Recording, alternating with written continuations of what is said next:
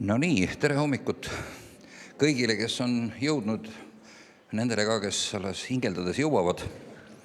Aeg on tulnud ja alustame meie jumalateenistust Issanda Jeesuse Kristuse nimel. Mul on hea meel igaühe üle, kes on tulnud. Sügis on käes, täna on sügisene pööripäev, kui keegi teab.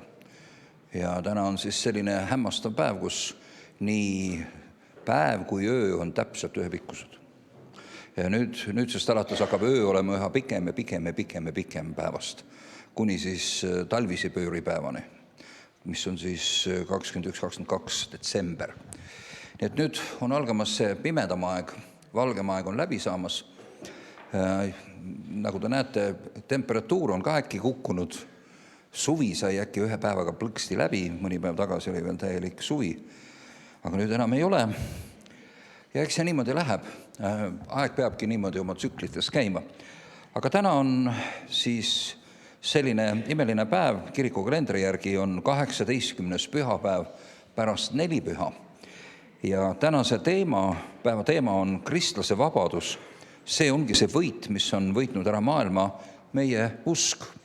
Ja küsimus ei ole siis, seda ei tohiks mõista niimoodi, et see on meie hirmus veendumus või propaganda või mingi muu niisugune asi, vaid vastupidi, see on ilmutuslik teadmine meie sees, mis on võimeline ületama selle maailma reaalsust. Et selle maailma asjad on reaalsed, meie probleemid on reaalsed, meie vastuseisud ja kõik meie endi hädad ja mured, need on kõik reaalsed asjad. Meie võimekus ja võimetus need on reaalsed asjad.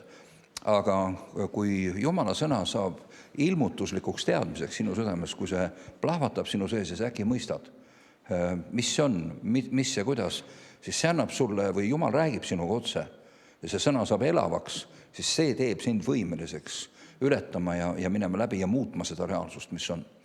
Sellepärast ütleb ka psalmist, Taavet ütleb nõnda, et ennustades ette, et nutuorust läbi minnes muudab Jumala rahvas selle nutuoru allikate maaks.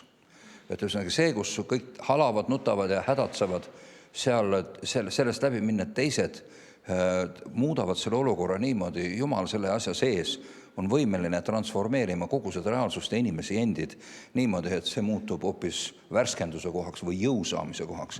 Et see, mis muidu võiks sind tühjaks tõmmata, võiks sind täiesti nagu ära kulutada, et sa tuled sealt nagu aukus silmade ja kotis põskedega välja, sealt sa tuleb vastupidi, sa tuled tugevamana välja ja sa tuled rõõmsamana välja ja sa tuled kindlamana välja.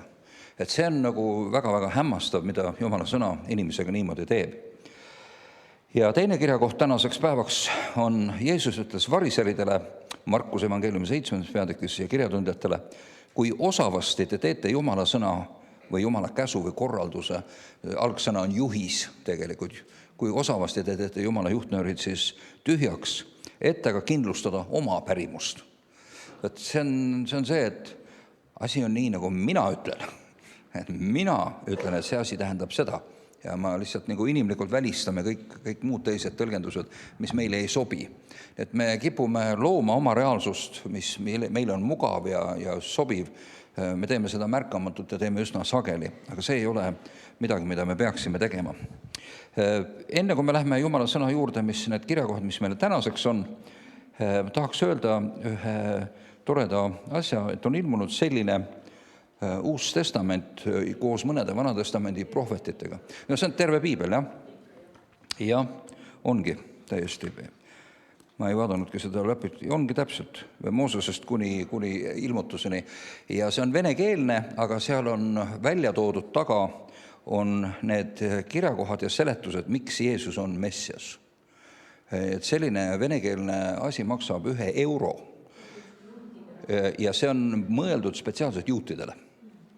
Siis inimestele, kes on Iisraeli soost ja see on mõeldud selleks, et nad näeksid nendele mõeldud nagu pühakirjast, et see asi tõesti niimoodi on. Mitte, siin ei ole, ma vaatasin siin propagandistliku teksti praktiliselt nagu ei ole, et hakake kõik meiesuguseks, aga sõna räägib ise. Ja kui siin on lihtsalt sõna kirjakohad välja toodud, mis need on ja kuidas nad on. Mis tingimused on Messiale ja nii edasi, et neid saab siis tellida ka jagamiseks teistele ja üks selline, mõelge ometi, terve piibel korralikus väljaandes maksab 1 euro. Ma mõtlen lihtsalt, see on täiesti šokeeriv. Ja mõtlen seda, et kui mitte mingi muu asjakohaselt ei saa aru, et täna on armuaeg, siis mõelge. Ennustus ütleb ka seda, et kunagi käiakse maailma otsteni läbi ja otsitakse Jumala sõnu, kust ainult leiaks. Täna on see vabalt siin igale ühele kätte saadav 1 euro. See on vene keeles, jah. Aga see on, vene keel on täpselt samuti keeleoskus ei ole kellelegi midagi halba teinud veel. Jah, mida? Jah, enamus juute tõesti on vene keele oskajad, see on ka tõsi. Aga niimoodi läheb see edasi, et kui keegi tunneb huvi nende vastu, olge nii kena, pöörduge siis minu poole, sest tegelikult Ants Oppermann meie koguduses tegeleb nende muretsemise ja levitamisega, aga siis ma kogun need asjad kokku, annan Antsule kogu selle tellimuse üle siis, mida igaüks tahab siis võtta. Aga see on minu meelest, ma arvan, et mul peaks olema neid üks korralik hunnik, lihtsalt igaks juhuks, sellepärast, et sa iial ei tea, kellele seda vaja on. Vahest on muide vene keeles, kui paljud on lugenud pühakirja vene keeles üldse? See on muide väga huvitav, sellepärast, et vene keel on kreeka keelele palju lähemal kui teised keeled. Ja selles mõttes venekeelsed tõlked on selle tõttu mõneski mõttes nagu täpsemad, sest et eestikeelne on sageli tulnud nagu suure ringiga läbi teiste keelte. Et parem on, kui me saame otse vene keelest võtta seda teinekord. Mina vaatan alati venekeelset tõlkeid, kui ma tahan teada, mis mingisugune kirjakoht midagi, mida ta siis tegelikult ütleb või mõtleb. Niisugused lood. Aga lähme siis Jumala sõna juurde. Ja Jumala sõna ütleb siis meile esimesena Taaveti laul 119, salmist 97 alates. Ja siin öeldakse nõnda: oh, kuidas ma armastan sinu juhiseid või sinu seadust.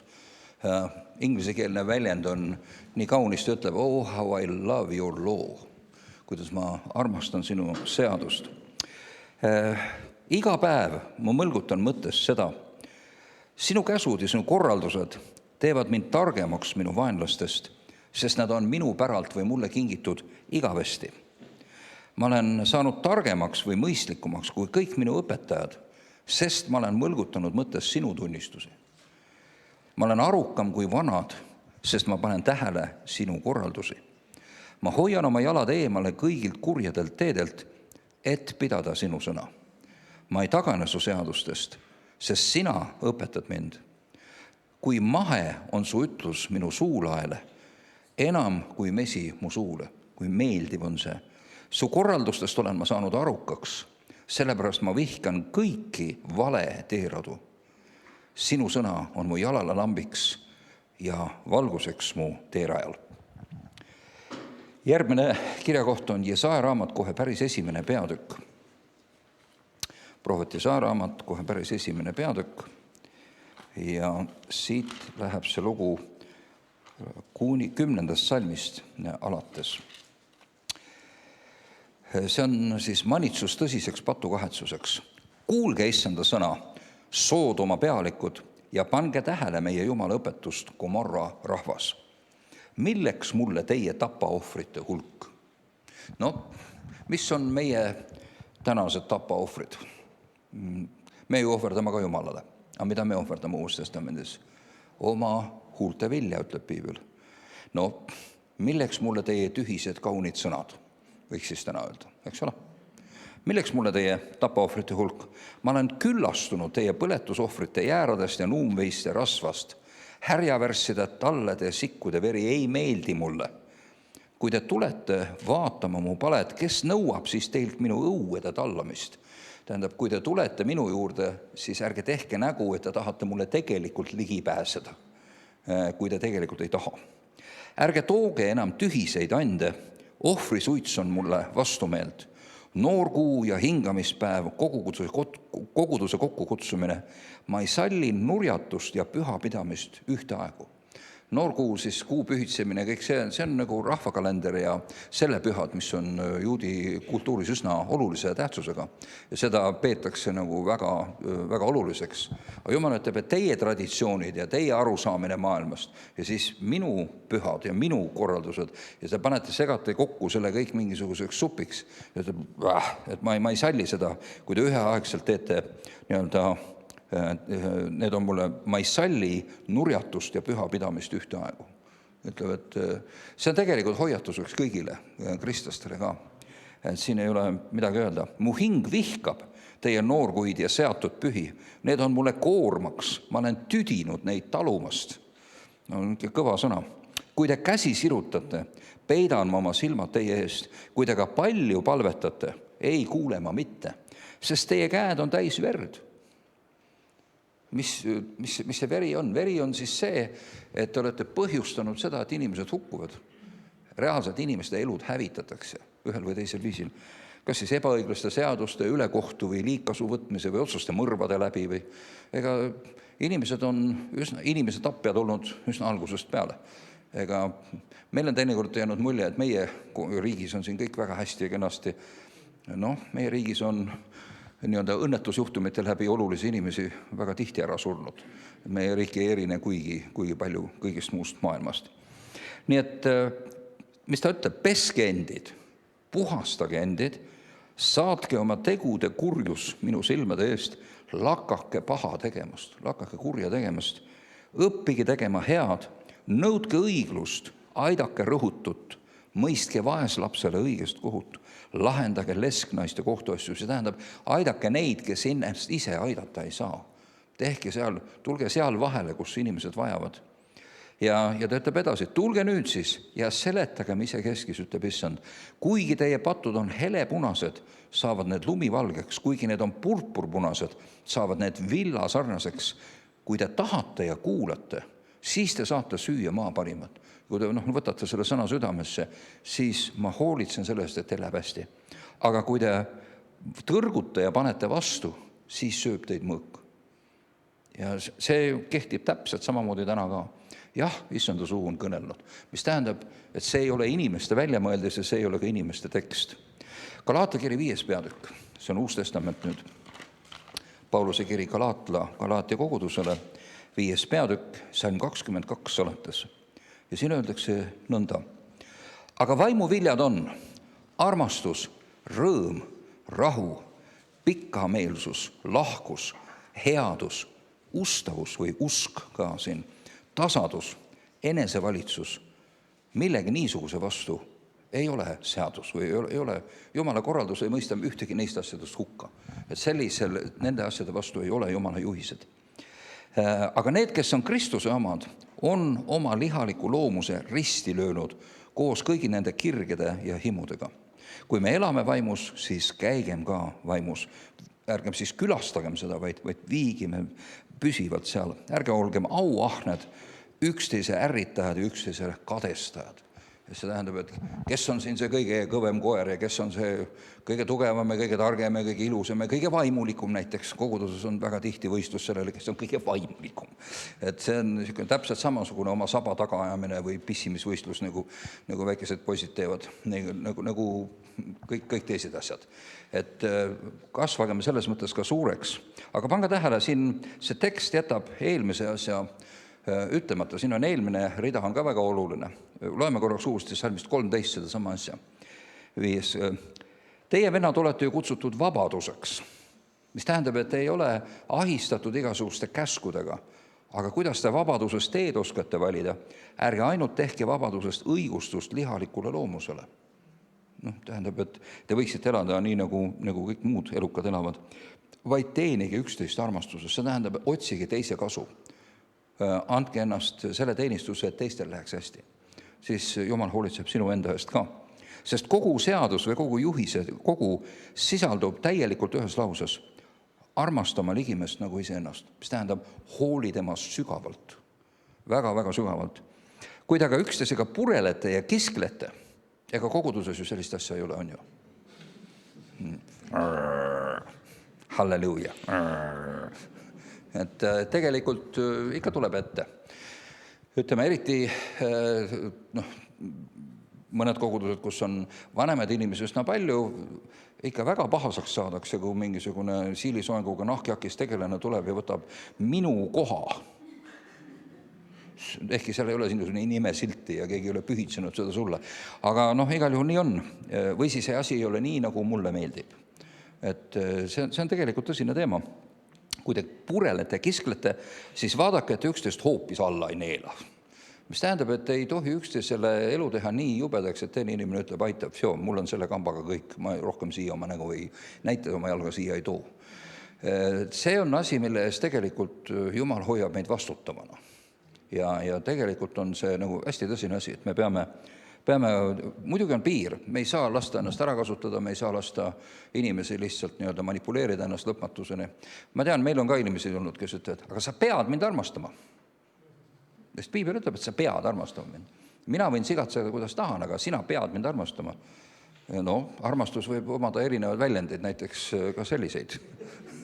Et teinekord on, nagu Allan Kroll armastab öelda, et õndsam on anda, kui saada.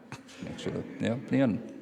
Et ega see on tõesti tõsine asi, Jumal distsiplineerib meid ka. Teinekord üks korralik saabas väga pehme koha peal tagumises pooles on väga hea motivaator. Kuidagi on väga lihtne siis meelt parandada. Olete leidnud? Et kuidagi Jumala kartus tuleb kohe esile helisel viisil. Aga nii see on. Ega ta ütleb, et vaadake üksteist hoopis alla ei neela. Ma tahan öelda, käie vaimus, siis te ei täida lihalikke himusid. Tähendab, kui te elate vaimus, siis liha ei saa oma tahtmist teie kaudu teha. Ta ei vääna teid teie vanasse olemisse, kui te annate ruumi Jumala vaimule. Sest need kaks võitlevad ühe vastu, eks ole, üksteise vastu, sest lihalik loomus himustab vaimu vastu ja vaim omakorda lihaliku loomuse vastu. Need on teineteise vastu, et nii, et te ei saa teha seda, mida te tahaksite. Ja millal te ei saa teha? Siis, kui te kõigute kahe vahel. Aga kui te olete ära otsustanud, kummast te olete, siis tuleb välja küll, mida sa tahad teha. Kui aga vaim juhib teid, siis te ei ole enam seaduse all. Kui te olete otsustanud ennast anda Jumala vaimu kätte ja lubate vaimul valitseda ennast, siis vaim ei juhi teid sellistesse asjadesse, mis oleksid seaduse vastu. Ühel või teisel Jumala juhistega konfliktis. See lihtsalt läheb Jumala loomuse kohaselt õigesse raja peale. Ja ta ütleb, et lihaliku loomuse teod on ilmsed. Need on hoorus, rüvedus, kõlvatus, seksuaalpatud kõigepealt, ebajumala teenistus. Ebajumalaks võib olla sul ükskõik mis asi. Sinu töö, sinu karjäär, sinu keha, sinu, ma ei tea, suvaline auto, sinu rahakott või mis iganes.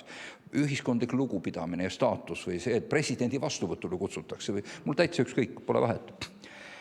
Et ebajumala teenistus see on lihaliku loomuse tegu, siis on nõidus. Muide, nõidus on oluline, et me defineerime selle. Nõidus on vaimsete mehhanismide või jõudude abil oma tahtmise läbi surumine. Inimesed palvetavad üsna tihti ka selliseid nõiduvaid palveid ise endale selleks aru andmata. Jumal tee nii, et ta teeks nii, nagu mina arvan, et ta peaks tegema. Mis see sinu asi on? Sa ei tohi teise inimese tahet väänata. Sul ei ole õigus sekkuda sinna. Teise inimese tahe on vaba ja sina ei tohi sellesse sekkuda. Tal on õigus teha õigesti ja tal on õigus ka teha valesti. Täpselt nagu sinul endal. Mida sa saad paluda teise kohta on see, et Jumal anna talle silmanägemist või ilmutuslikku teadmist, oma tundmist, pöörada süda tundma sind, too teda rahu või õigsuse radadele. See on kinni silmi õige igaühe kohta. Amen. Täiesti selge. No nii, nõidus siis, vaen, eks ole, riid, kiivus, raevutsamine, isemeelsus, lõhestamine, lahknemised, kiltkonnad, kadetsemine, purjutamised, prassimised, märatsemised, muud sarnased, mille eest ma teid hoiatan, nagu ma varemgi olen hoiatanud ja ütlen, et need, kes midagi sellist teevad, ei päri Jumala kuningriiki. Mis tähendab, et kui inimese elus valitsevad üks nendest, kusjuures nimekiri ei ole lõplik, nagu te panete tähele, siit puudub narkomaania, siit puudub homoseksualism, siit puudub, aga see on kõik kokku võetud nende asjade juurde, eks ole. Lihtsalt öeldakse, et nende asjade selliste teede peal käijad ei mahu uksest sisse Jumala kuningriiki. Aga kontrastiks siis, vaimuvili on armastus, rõõm, rahu või hingamine, pikk meel, lahkus, headus, tasadus, ustavus ja usk, muide, enesevalitsus. Millegi sellise vastu ei ole mingit seadust. Amen. Ja siis võtame veel Markuse evangeelium 7. peatükk. Markuse evangeelium 7. peatükk. Ja see on see lugu, millest me juba alustasime ja alustame 5. salmist. Ja variserid ja kirjatundjad küsisid Jeesuselt, aga miks sinu jüngrid ei käi esivanemate pärimuse järgi, vaid võtavad leiba pühitsemata kätega? Miks nad ei soorita seda kätepesemise rituaali? Aga Jeesus ütles neile, kui hästi on teie silmakirjatsed kohta ennustanud Jesaja, nõnda nagu on kirjutatud, see rahvas austab mind oma huultega, aga nende süda on minust kaugel. Ilma asjata teenivad nad mind, õpetades õpetusena inimeste käskimisi. No kuidas on meil tänane kirikumaailm? Meil on ju paavst tulemas külla. Ja muid selliseid asju. Olgu igalühele oma, aga ma mõtlen, et ma ütleks, et meie kiriku elu ja meie kirikute ajalugu ja meie teoloogia on ummistunud inimeste arvamustest, inimeste traditsioonidest ja sellest, mida inimesed arvavad. Ja see asi on tegelikult läinud nii hulluks, et mõneski kirikus on palju tähtsam, mida püha Aleksander või Filomen või keegi mingisugusel sajandil ütles ja arvas, aga piibel on huvitav raamat ka, mida on vahetevahel kasulik lugeda. See tegelikult ei ole oluline. Aga võt see, mida Filomen ütles, see on tähtis. Et see on märkamatult juhtunud. Ja kui sa lähed kirikusse, kõik nad, kui sa ütled, et kuule, piibel on oluline, siis nad ütlevad, kuule, mis see ära nüüd jama, et sa ei saa asjadest aru. Aga tegelikult see sama olukord on juba enne meid, ammu. Ja sellepärast ütleb, et ilma asjata nad teenivad mind õpetades õpetusi, mis on inimeste käskimised. Te jätate Jumala käsu kõrvale ja peate inimeste pärimusi. Ja Jeesus ütles neile, kui osavasti te teete Jumala korraldused tühjaks, et aga kindlustada oma versiooni asjadest, oma pärimust. Mooses ütles ju, austa oma isa ja ema, ja ütles ka, et kes oma isa või ema neab või sajatab, see peab surema. Aga teie ütlete, kui inimene ütleb isale või emale, mis sinul iganes oleks minu käest saada, on ohvriand või kuulub hoopis templile, eks ole. See tähendab, et templile pühitud ohvriand, siis ei lase teda teie enam midagi teha isa või ema jaoks. Et siis ongi nii, nagu ta ütleb. Et see on ju täiesti absurdne. Te muudate Jumala sõna kehtetuks oma pärimusega, mille te olete pärinud, ja teete palju seesuguseid asju. Ja loeme selle peatüki lõpuni ka, siin ei ole seda palju. Jeesus oli taas rahva hulga enda juurde kutsunud, ütles ta neile, kuulge mind kõik ja mõistke. Väljapool inimest ei ole midagi, mis inimese sisse minnes võiks teda rüvetada. Mis tähendab, et seremoniaalsed asjad, materiaalsed ained või asjad ei saa inimest seespidi rüvetada. Tänapäeval on hästi populaarseks muutunud. Ma rääkisin Raadio 7 peatoimetajaga hiljuti ja tema ütles, et täitsa probleem on, et usklikud õpetavad ja fännavad räigelt kristalle. Ja on kohe õpetused, kursused, kristlikud kristalliõpetused ja ma ei tea, mis iganes asju teevad. Ma mõtlen, tore ju. Kristallid on ka Jumal teinud, Jumal on ju igasugused looduse ja kõik taimed teinud, eks ole. See, et ma ei tea, mul on organismis rauda vaja, kas ma hakkan siis sellepärast rauda kummardama või saate aru, eks ole, meil on magneesiumi tablette sööme, kas me hakkame seda purki kummardama siis või saate aru, mida ma mõtlen? Asjadel on nii materiaalsed, füüsilised, füüsikalised omadused, aga neil on ka vaimsed omadused teinekord. Ja see, et kui me hakkame austama loodut või pöörama tähelepanu loodule rohkem kui loojale, võt siit läheb see piir. See ei tähenda, et ma ei või tarvitada neid asju. Loomulikult. Aga see kuskil on see piir. Ja ta ütleb väga ilusasti, et väljapool materiaalsed asjad ei saa sind seespidi puudutada. Nad ei tee sind ei pühaks ega ebapühaks. Aga kuidas on, mis ta teeb, sest see ei lähe tema südamesse, vaid kõhtu, kui sa sööd sisse midagi. See läheb sinu seedimisse ja siis tuleb teisest otsast jälle välja. Sellel viisil kuulutas Jeesus puhtaks kõik toidud. Tähendab, sellepärast me võime rahulikult süüa kristlastena krevette näiteks. Kellele meeldib krevetid? Ja, või näiteks mõni ütleb, õudne, viige minema.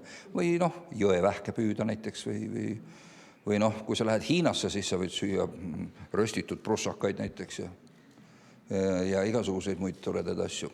Aga on asju, mida juudid neil ei ole lubatud olnud süüa. Ta ütleb, et see kõik on oluline kuhugi maani, aga kui Jumal on sinu sees, siis need asjad on kaotanud tähtsuse. Ja ta ütleb, et ta kuulutas Jeesus puhtaks kõik toidud, aga ta ütles, mis inimesest välja tuleb, see rüvetab inimest. Sest inimese seest, inimese südamest tuleb välja halbu arutlusi, halbu mõtteid ja ideid, eks ole, hooramist, vargust, tapmist, abielurikkumist, ahnitsemist, kurjust, kavalust, liiderlikkust, kadedust, pühaduse teotust, kõrkust, rumalust. Kõik need pahed tulevad seest välja ja need rüvetavad inimest. Amen. See on, et oht on hoopis mujal. Oht on täiesti teise koha peal. Tänu Jumalale. Igal juhul täna on uuesti see teema, ma ütlen üle, see on see võit, mis on võitnud ära maailma ja see on meie usk või see teadmine selle kohta, mida Jumal on meile andnud. Ilmutuslik teadmine selle kohta. Amen. Kiitus Jumalale. See on meie alguse sõna. Selles mõttes me oleme täna üle vaadanud, kus me oleme. Juudi kalendris on täna, kas keegi teab, mis aeg?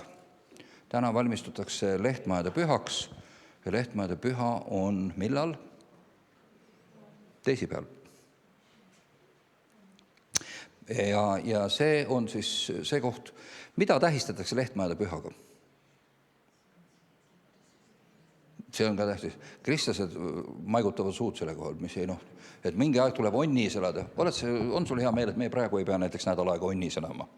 Et sügise ilmadega oleks ju täitsa ebameeldiv. Iisraelis on soe, ärge muretsege selles mõttes, aga seal võib onnis olla. Aga onn tähistab seda, et sina ei kontrolli asju, vaid sa oled tegelikult keskkonna ja Jumala armul, seepärast, et onn ei kaitse sind tegelikult millegi eest. Onn on nagu ajutine peavari ja kui sa pead metsas ööbima, siis onn on väga palju parem kui mitte onn. Aga ütleme, reaalselt elada seal onnis püsivalt 40 aastat näiteks on ikka nutune. Midagi ei ole teha, et kui sa lähed oma majast välja ja viibid nädal aega onnis, siis tegelikult sa saad aru, et isegi see maja on illusioon. Isegi majas elades sa oled tegelikult ikkagi ainult sõltud Jumalast. Sul ei ole, sa oled ümbritsetud, välismaailm saab sinule üsna takistamatult ligi ja ainus, mis sind kaitseb, on Jumala ligiolu, Jumala arm. Et see on see, et sa meenutad oma sõltuvust Jumalast. Ja loomulikult Iisraeli rahvas meenutab oma 40-aastast kõrberännakut, kus Jumal üleloomulikult hoidis mitu miljonit inimest elus. Sõna otseses mõttes mitte millestki tegelikult, need ei saa ju elada seal. Isegi mitte 4 kuud, rääkimata 4 aastast või 40 aastast, see on absurd. Võt sellised lood, nii et Iisraelis on hästi oluline püha, mõned meie seast on ka Iisraelis, üks meie armas Mihkel, kes mängib trompetit meil ikka, tema on Iisraelis Lehtmaade pühal, ta on nagu mööbel neil juba, et on iga kord kohal. Ja ma just rääkisin temaga sellest, ütles, et ta loeb seda eesõiguseks olla seal. Et seal on alati palju rohkem, see ei ole lihtsalt pühapidamine, aga see on midagi, mis on Jumalale oluline, midagi, mis on lepingurahvale oluline. Ta ütles, ma tean, et mina olen ka lepingurahvas, ma olen Kristuse kaudu lepingurahvas ja sellepärast mul on nagu hea meel ja au olla seal ühtasi. Et meil on ka hea meel, et meie esindus on ka kohal. Nii et seda pidi. Väga hea. Okei. Aga nüüd enne, kui me ülistuse juurde läheme, meil on veel üks külaline, kes tavaliselt meie keskel ei viibi. See on üks noor mees, kelle isa on olnud minu hea sõber ja kes on nüüd juba Jumala juures. Aga Jumala sõna on tolle tulnud mitu korda järjest. Ja ta helistas mulle nädala sees ja ütles, et ma ei saanud enam vaiki olla, et 3. kord on mulle Jumala sõna tulnud teie koguduse kohta. Et ma ütlesin, siis peab ära rääkima, kui 3. kord on, asi läheb muidu karmiks, kui ei räägi, et peab rääkima. Ja ma palusin, et ta tuleks täna siia ja räägiks selle sõna. Koit, tule hea, tule, räägi oma sõna, mida Jumal keskis sul meile öelda. Ma tervitan teid kõiki Issanda Jeesuse Kristuse nimel, aga ennem kui me teema juurde läheme, kummardame oma pead ja palvetame kõik. Ja ütleme sellised sõnad. Kallis püha vaim, räägi minu südame vastu just nüüd. Aamen. Nagu pastor Mart ütles, see oli kolmapäeval, ma sõitsin autoga, ma ei mõtelnud üldse teie koguduse peale, ma olen siin aeg-ajalt käinud. Jumal on ka juhtinud mind siia ja ma olen väga tänulik selle sõna eest, mis ma olen siin kuulnud. Aga sel päeval ma ei mõtelnud üldse teie koguduse peale ja äkitselt Jumala vaim tuli mu peale hommikul. Ja ma nägin nägemust teie koguduse kohta. Ja seal nägemuses Jumal näitas mulle piibli sündmusi, mida ma kõigepealt nüüd tahan ette lugeda. Kui teil on kaasas Jumala sõna, Uus Testament, siis võtame lahti Markuse evangeeliumi 10. peatüki.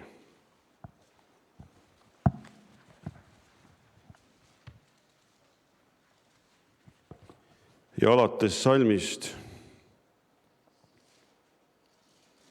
35 kuni 41.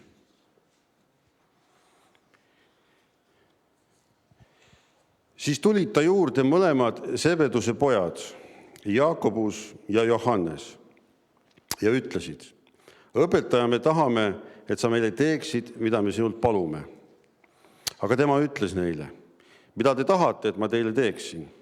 Nad ütlesid temale: anna meile, et me üks sinu paremal ja teine sinu vasakul pool saaksime istuda sinu auhiilguses. Aga Jeesus ütles neile: te ei tea, mida te palute. Kas te suudate juua seda karikat, mida mina joon, või endid lasta ristida selle ristimisega, millega mind ristitakse? Nad ütlesid: suudame küll. Jeesus ütles neile: seda karikat, mida mina joon, saate juua teiegi. Ja selle ristimisega, millega ristitakse mind, ristitakse ka teid. Kuid istuda minu paremal ja vasakul pool ei ole minu anda, vaid see antakse neile, kellele see on valmistatud. Kui need 10 seda kuulsid, sai nende meel pahaseks Jaakobuse ja Johannese peale. Aamen. Ja seal nägemuses anti mulle edasi küsimus, mida me peaksime kõik enda käest küsima. Igaüks eraviisiliselt. Kui meie oleksime olnud Jaakobuse ja Johannese asemel, kas me oleksime palunud sellist palvet? Vasta see Jumalale. Ära vasta seda mulle. Sa seisad Jumala ees. Ja Jumal on sind kutsunud. Ja Jumal on teatud eesmärgiga sind kutsunud. Nüüd võtame palve 2 asja. Jagame palve praegu 2 osaks. On palved, mis puudutavad inimese maist elu, meie tööd, meie abielu, näiteks perekonda, lapsi, sugulasi, ütleme, maist õnnistust, mida iganes. Ja on palved, mis puudutavad meie vaimulikku elu. Meie teenimist, meie pühitsuselu, meie kutsumist ja Jumala plaani meie elus.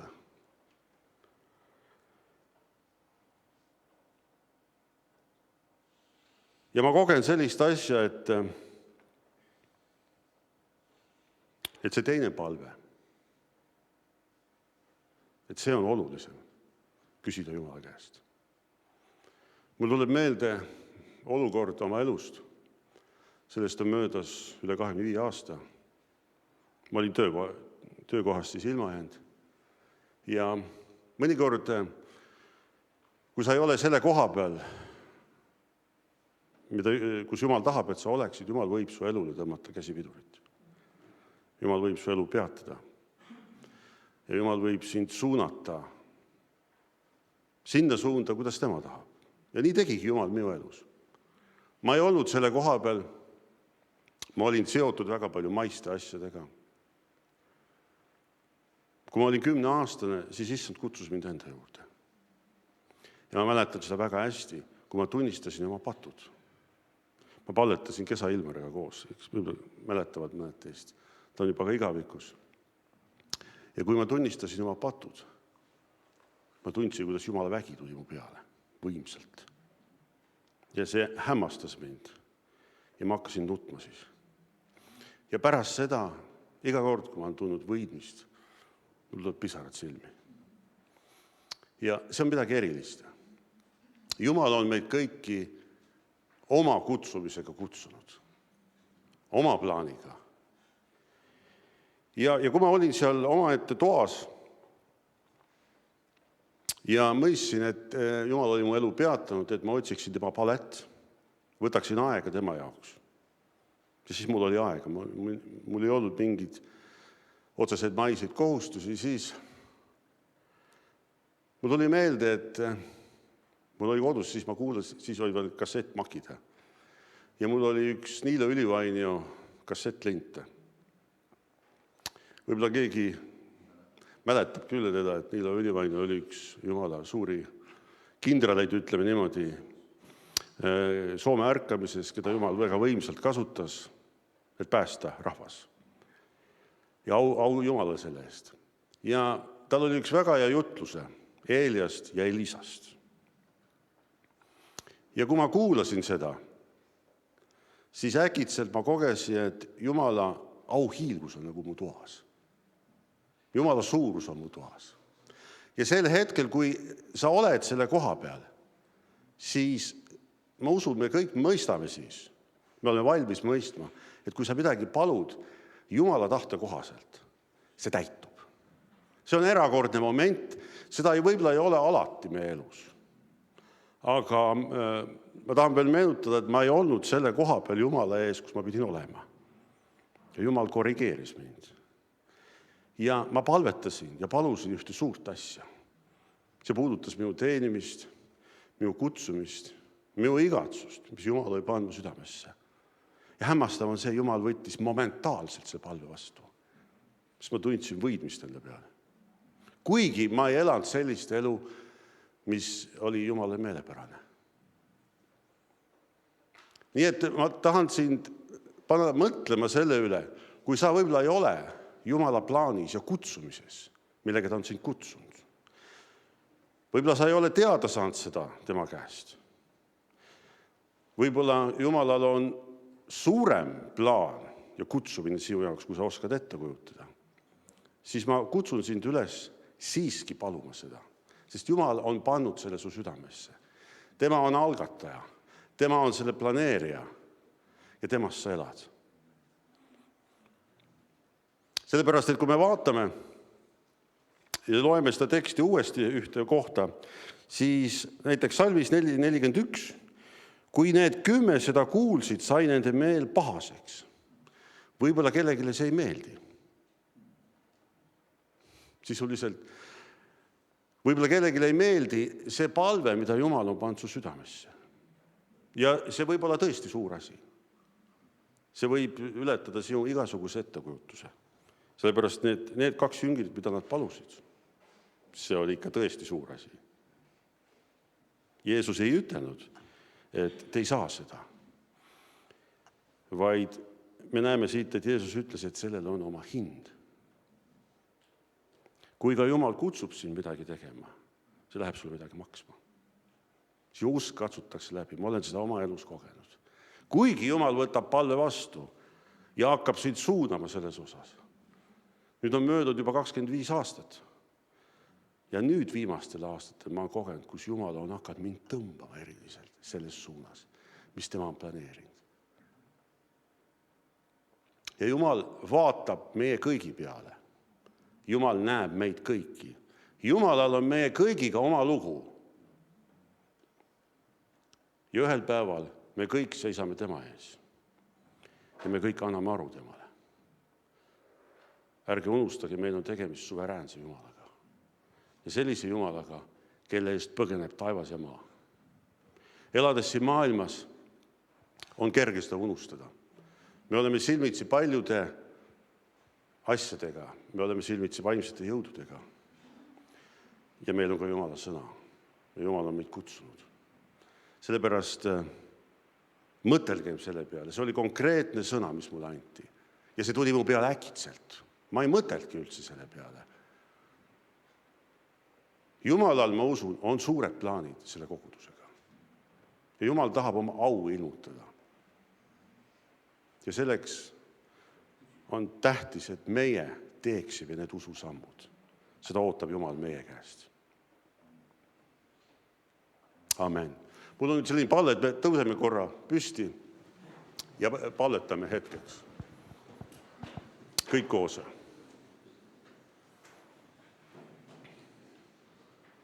Kallis Jumal, me täname sind sinu sõna eest.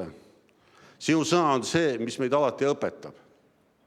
Sinu sõna on see, mis on tõmmanud meid sinu juurde, issand. Ja sina oled, issand, meid kutsunud. Sellepärast ma palun, issand, et see rahvas, me kõik saaksime selle kutsumise sisse, millega sina oled meid kutsunud. Sest see on sinu plaan. Ja et me saaksime täis püha vaimu praegu. Just nüüd, sellel samal hetkel. Et sina püha vaim saaksid täiel mõõdul selle osa meis, mis kuulub sulle. Et sinu nimi saaks austatud meie elus ja sinu nimi saaks suureks. Ja sa saaksid meid teha pühaks, nii nagu sa oled planeerinud. Selleks issand juhi meid oma vaimuga. Me annaksime sinule selle koha, mis kuulub sulle. Et sinu nimi võiks saada suureks siin maal ja meie elus. Seda palun Jeesuse Kristuse nimel. Amen. Kas ma sain õigesti aru, et see sõna oli see, et me peaksime julgeda paluma suurimaid asju? Amen. Selge. Aitäh. Et me peame teadma ka, et nendel asjadel on hind. Isa, me täname sind su sõna eest. Täname selle eest, et sa oled hoidnud ja juhtinud meid ja ma tänan ka selle eest, et sa paned ise meie südamesse need asjad, mida paluda. Sina oled see, kes sa puudutad meie elusid ja sina oled meid korjanud nii või teisiti igalt poolt siia kokku. Ja isa, me oleme sinu omad, nii või teisiti. Issand, süüta meie südames need asjad, mida sina oled määranud, et me peame igatsema ja tahtma. Ja Jumal, anna meil üles korjata need asjad, mis on kas eluraskuste või rutiini või muude hädade, valude või elukiirete jooksul kuhugi kõrvale jäänud. Sa too meid tagasi nende algsete asjade juurde, mis on sügaval meie sees peidus. Jeesuse nimel, sa too nad üles. Ja see on luba, et need võiksid tulla ja et me võiksime ennast neile anda. Amen. Amen. Ega nägemises, vaid usus sinusse, vaid usus sinusse, ei käima kuulmises, ega nägemises, vaid usus sinusse, vaid usus sinusse, ei käima kuulmises, ega nägemises, vaid usus sinusse, vaid usus sinusse, ei käima kuulmises, ega nägemises, vaid usus sinusse, vaid usus sinusse.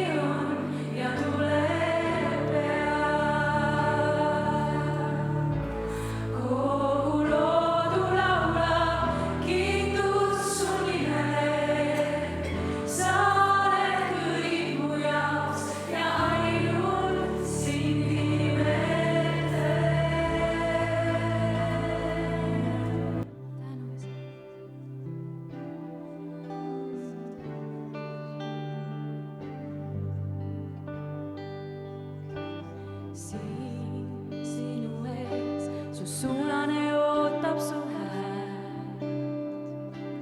Siin sinu ees seisan ma. Siin sinu ees ma ootan ja kuulan su häält. Siin sinu ees, Isa hea. Kui ootan sind, mind tugevaks teed sa. Kui kuulan sind, mind kõnetad sa. Kui otsin ma sind, mul lubad end leida. Kui palun ma sind, mul vastad sa. Nüüd tule täida vaid, kus seisan ja ootan su häält. Nüüd tule taas ja valgusta mu südant sa.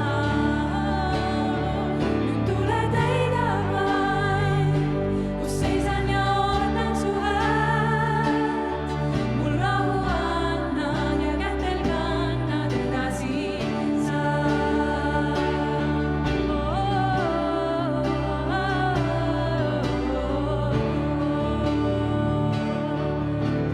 Siin sinu ees, su sulane ootab su häält. Siin sinu ees seisan ma. Siin sinu ees ma ootan ja kuulan su häält. Siin sinu ees, Isa hea. Kui ootan sind, mind tugevaks teed sa. Kui kuulan sind, mind kõnetad sa. Kui otsin ma sind, mul lubad end leida. Kui palun ma sind, mul vastad sa. Nüüd tule täida vaid, kus seisan ja ootan su häält. Nüüd tule taas ja valgusta mu südant sa. Nüüd tule täida vaid, kus seisan ja ootan su häält. Mul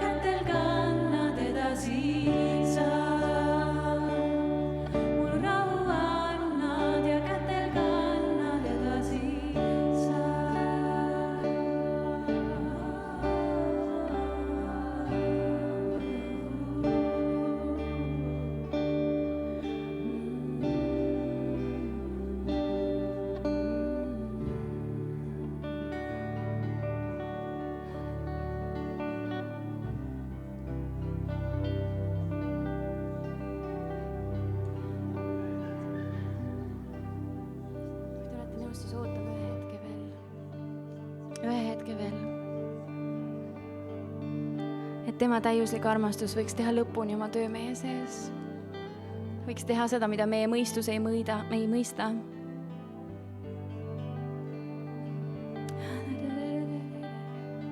Et see, kes tema on, nagu ta on lubanud, ta elab oma rahva ülistuse keskel, et see, kes tema on, võiks jõuda meie kõigini. Ootame koos üksteise jaoks teda veel.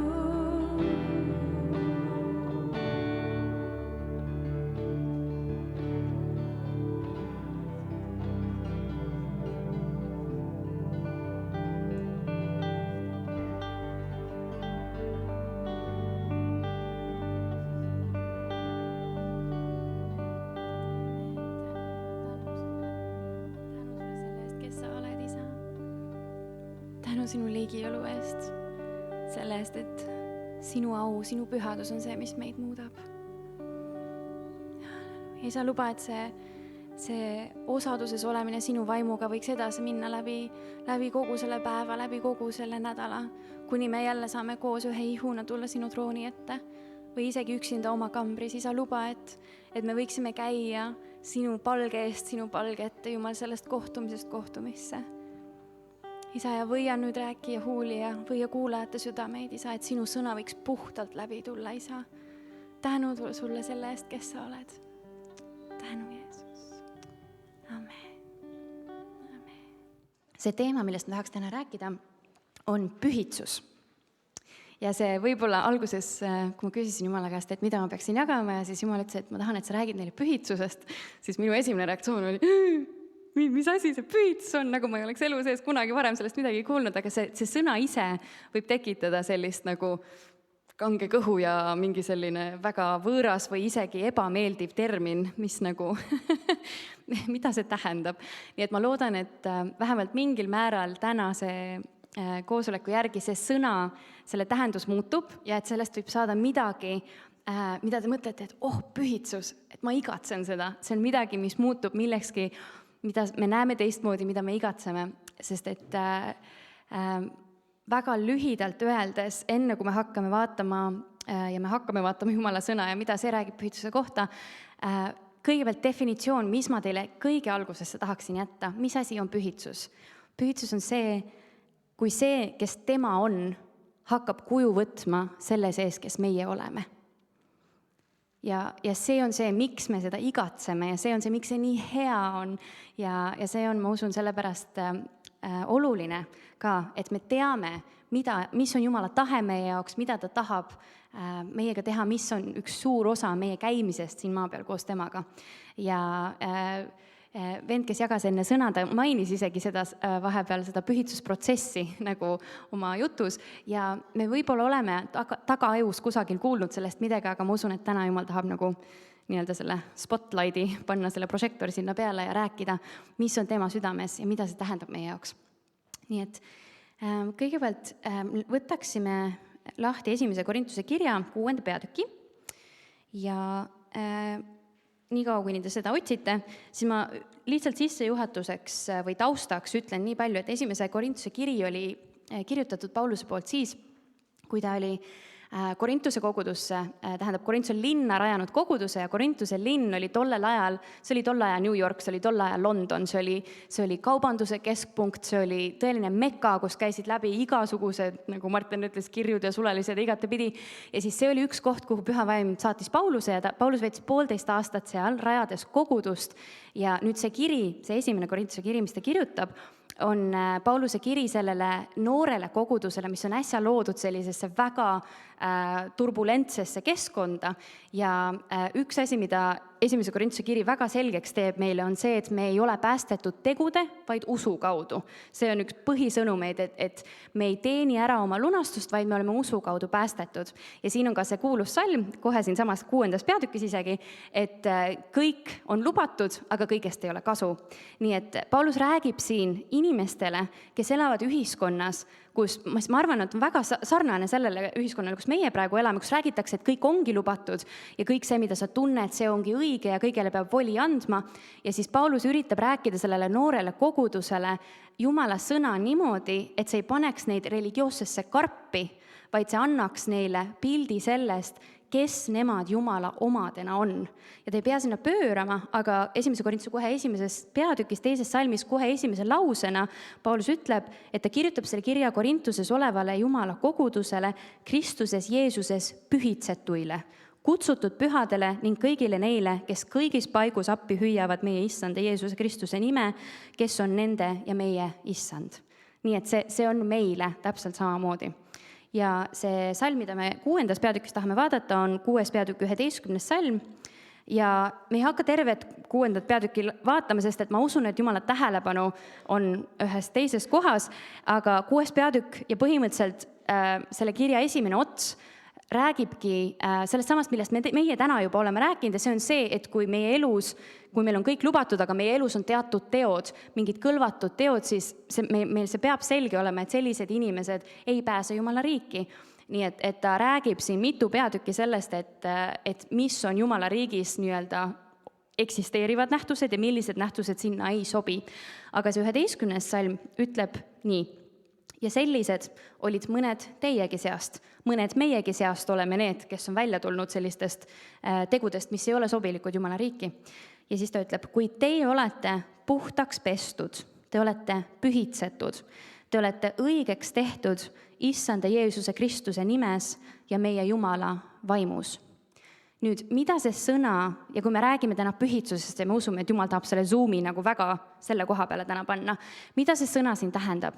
Pühitsema, nagu ütleme siis selle sõna kreekakeelses tähenduses ja kui me vaatame sõnaraamatut, siis see tähendab eraldatud kõigest, mis ei ole püha, kõrvale pandud Jumala jaoks, pühaks peetud ja puhtaks tehtud väliselt ja sisemise inimese poolest. Nii et see on nii protsess, see, et meie saame, nagu me ütlesime, et see, kes Jumal on püha, see, et hakkab esile tulema meie sees, see on pühitsusprotsess, aga see on ka näiteks see, kui meie isa palves loeme, et pühitsetud olgu sinu nimi, siis see on ka midagi, mida me teeme, et me peame pühaks midagi. Nii, miks see oluline on meile täna hommikul? Ja aastaid tagasi me tegime siin Alfa kursusel, mul paluti üks loeng teha ja siis see käsitles seda sama teemat ja see sai mulle täiega endale pihta ja see oli täpselt see sama pühitsuse definitsioon, mida see tähendab, kuidas see välja näeb ja kuidas seda seletada niimoodi, et näiteks Alfa kursusel inimene, kes väga ei tea midagi Jumalast, kuidas ta sellest aru saaks. Ja põhimõtteliselt me teame, et sõna lunastus ehk päästetud saamine on see, et me anname oma elu Jumalale ja siis me oleme Jumala omad. Nii et me teame, see on esimene oluline samm ja ma usun, et sellest me oleme ka palju siin rääkinud, kuidas saada Jumalaga õigeks. Et me läheme Jumala kohtusse, me nimetame oma elus asju nende nimedega, mida tema sõna ütleb, mis need on ja me ütleme, et Jumal, ma palun andeks ja ma palun, et sina lunastaksid meid, sina maksaksid kinni selle hinna minu pattude eest. Ja ma usun, et enamuse meie jaoks see päästetud saamise protsess on tuttav. Et me saime päästetud, nüüd me oleme Jumala ees õigeks tehtud. Nüüd, üks väike vahemärkus enne, kui me lähme edasi pühitsuse juurde või mis see on see, et väga sageli isegi me ei mõtle selle peale, aga meie tagaajusse jääb võib-olla selline, ma ei tea, miks selline mõte, et kui ma olen päästetud saanud, see on ühekordne tegevus ja aamen, ma ei ütle, et me peame mitu korda päästetud saama, see ei ole see. Aga see, mida Jumala sõna ka ütleb, kui ta ütleb, et nõnda nagu te päästetud saite, nõnda ka püsige selles, et samamoodi, nagu te tulite, panite oma patud Jumala risti alla ja saite õigeks Jumala ees, nõnda püsige selles. Nii et point, mis ma tahan, et teile jääks väga-väga selgeks, on see, et Jumala üks suurimaid kingitusi, eesõigusi ja vastutusi, mis ta meile on andnud, on meie vaba tahe. Selleks, et me saaksime oma vaba tahet kasutada, kui me oleme seotud patu, needuse ja asjadega, mis nii-öelda hoiavad meid vangis, siis meil ei ole vabat tahet sealt välja astuda. Me ei ole ise selleks võimelised, on ju? On hästi loogiline. Et kui ma olen patu poolt seotud, siis ma ei saa valida, et ma teen õigesti, sest et ma olen seotud, ma olen vangis, on ju. Sellepärast Jumal tuli, päästis meid vangist vabaks, me saime päästetud, ta maksis kinni selle karistuse ja nüüd me oleme vabad. Aga vabad tegema mida?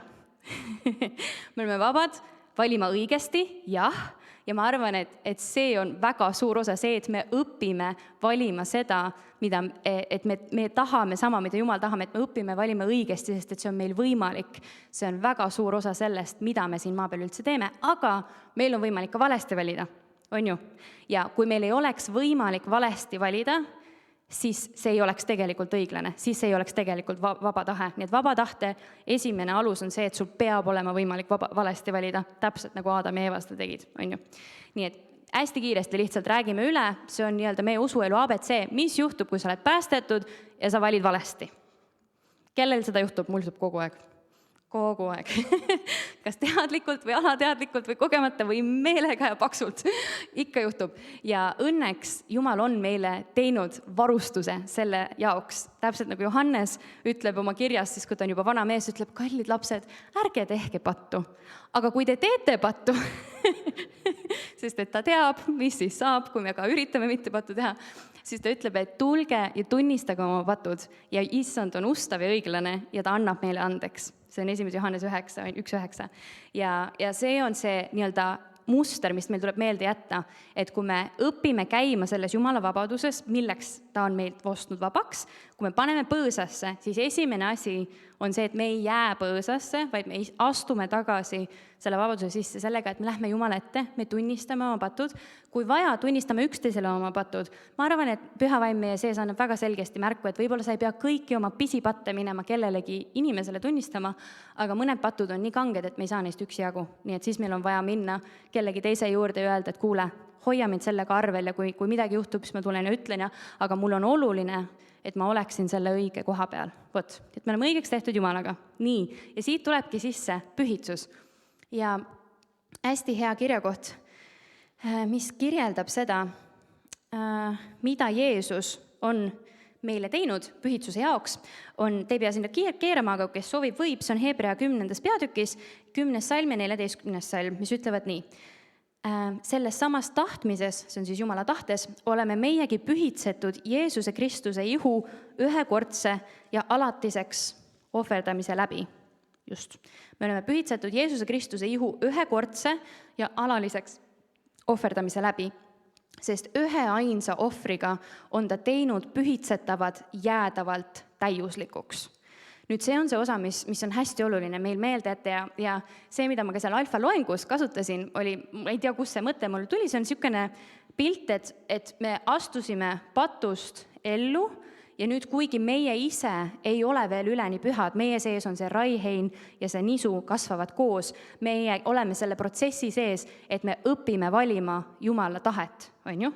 Aga selleks, et me vahepeal ei oleks nii-öelda kompromiteeritud või nagu vaenlase tule jaoks lahti, siis Jeesus on meid katnud omaenda õigsusega. Me oleme selle mulli sees, mis on Jeesuse õigsus, nii et kui keegi vaatab väljaspoolt, kas Jumal vaatab meid või isegi vaenlane vaatab meid, siis ta vaatab, oi, seal on ainult Jeesuse õigsus.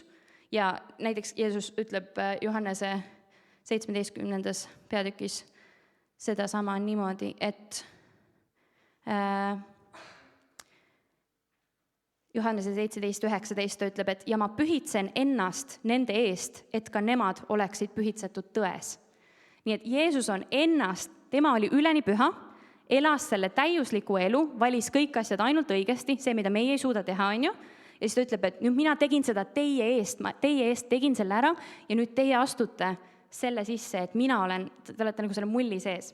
Nüüd oluline selle juures ja üks väga hea lause, mis Jumal andis ka selle kohta, on see, et selle mulli sees nii-öelda Jumala sarnaseks kasvamine, see ei ole mõistuslik protsess.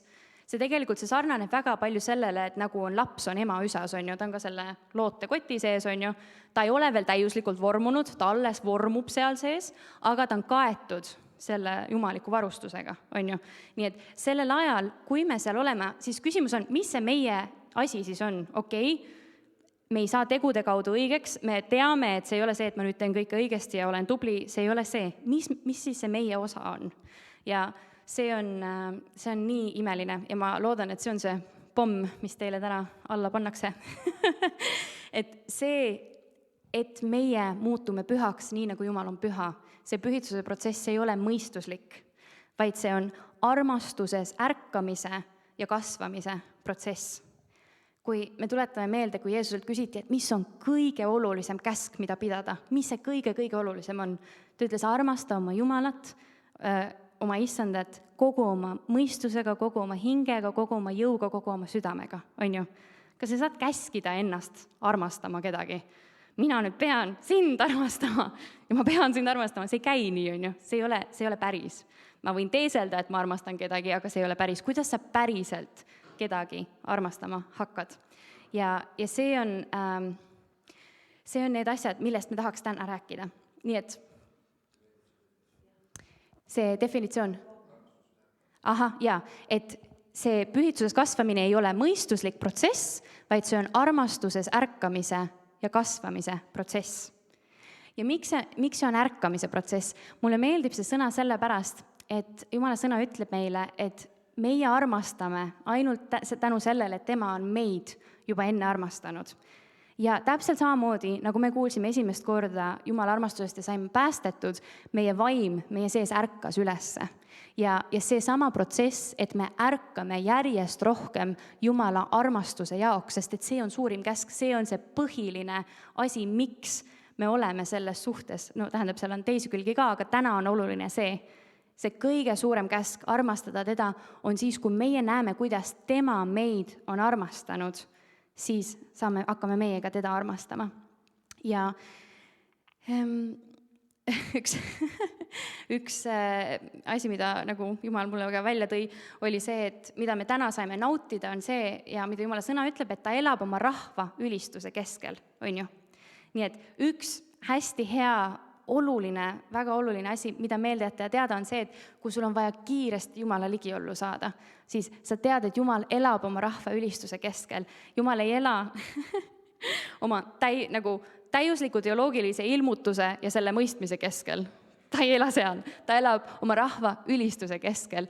Ja miks see nii on sellepärast, et kui su süda laulab, siis su mõistus on vait. Ja ma tahaks teile anda ühe sellise mõtte, mida taas Jumal mulle ükskord nagu näitas ja mulle tundus see kohutavalt huvitav mõte. Ma loodan, et Püha Vaim võib teie kõigi jaoks seda ise lahti seletada. Aga ta ütles mulle, et vaata Johanna, et samamoodi nagu su keha annab eesõiguse su mõistusele juhtida. On ju? Me ei ole nagu loomad, kes käivad ainult oma instinktid, et keha juhib nagu. No võib-olla tänapäeval räägitakse ka seda, on ju, et nii peakski olema, on ju, et keha peaks juhtima kõike, mis me teeme. No me teame Jumala sõnavalguse ja me teame, et see ei ole kõige parem viis, kuidas elada. Nii nagu keha peaks andma mõistusele eesõiguse juhtida, et mõistus ütleb, mis on tark teha, mis ei ole tark teha, õpivõime, kõik see. Täpselt samamoodi peaks meie mõistus andma meie vaimule eesõiguse juhtida. Ja see, mida meie väga sageli teeme, sest et see on meie turvapaik, on see, et me vaatame vaimu asju, me nagu õpime nende kohta, aga meie see kontrollkeskus on ikkagi meie mõistuses. Ja nüüd ma loodan, et kõik saavad must õigesti aru, ma ei ütle seda, et me peaks oma mõistuse põõsasse viskama. See oleks sama nagu öelda, et keha ei tule üldse kuulata, et eladki ainult oma mõistuses ja ei liigu ja vegeteerid mingis olekus, see ei ole see.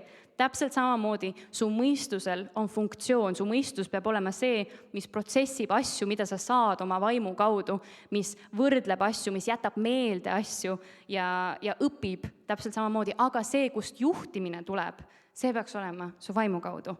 Nii et üks hästi huvitav mõte, mis mul tuli meelde, kui ma selle nädala jooksul mõtlesin nende asjadele, et mida teile jagada, siis neljapäeval järsku tuli meelde see, mida Albert Veksler jagas meil siin viimane kord, kui ta käis, ja ta rääkis meile sellest, mida tähendab Jumala nimi.